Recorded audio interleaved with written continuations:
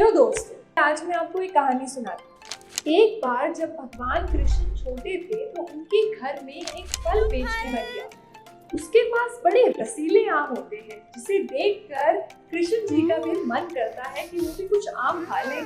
कृष्ण जी ने देखा कि कैसे उनकी माँ अनाज देखकर उसके बदले में फल खरीद लेती थी।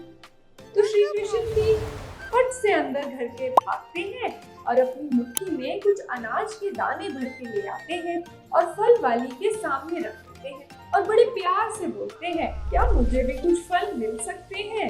अब फल वाली ने तो जब इस बच्चे को देखा तो वो उस बच्चे को देखती ही रह गई और जब उसने बच्चे के छोटे छोटे हाथों को देखा तो देखा कि अनाज के कुछ ही दाने बचे थे, बाकी रास्ते में उनकी हथेलियों से गिरकर निकल गए थे। कृष्ण जी को भी अब एहसास हुआ कि इतने कम दानों में तो उनको फल नहीं मिलना और फल वाली ने भी बच्चे के चेहरे पे ये परेशानी देख ली थी। फल वाली को लगा कि उसका काम तो लोगों को फल देना है, लोगों की भूख मिटाना है, तो उसने बड़ी खुशी खुशी उस बच्चे के हथेलियों में वो 2 आम रख दिए और उसके पास जितना भी अनाज था उसे अपनी झोली में डालकर वो चल दी। जब वो घर आई और उसने अपनी झोली में हाथ डाला तो उसके आश्चर्य का तो कोई ठिकाना ही नहीं रहा।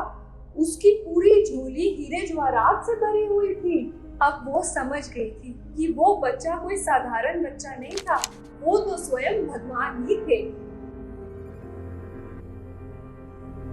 तो आपने देखा कि उस फल वाली ने बिल्कुल निष्काम भाव से बिना फल की चिंता करे अपना कर्म किया और बदले में उसको कितना अच्छा फल मिला।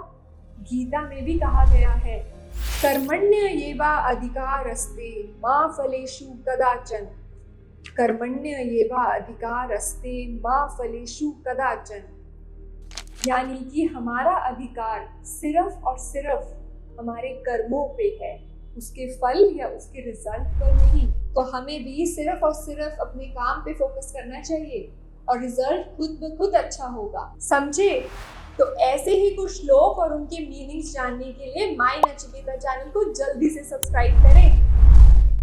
कृष्ण जी की कहानियां तो आप अपने बच्चों को जरूर सुनाते होंगे और बताते होंगे कि कैसे कृष्ण जी बचपन में बहुत ज्यादा नटखट थे। वो अपने दोस्तों के साथ बहुत ज्यादा मस्ती करते थे। लेकिन क्या आप अपने बच्चों को ये भी बताते हैं कि कृष्ण जी ने गीता का कौन सा ज्ञान दिया था, अपने विराट स्वरूप से क्या शिक्षा दिया था, जिससे कि गीता इतनी महान किताब बन गई? अगर आपका जवाब है नहीं तो परेशान होने की जरूरत नहीं है। अभी ऑर्डर करिए माय नचिकेता की interactive book, activity book, story book और write book. Click on the link now.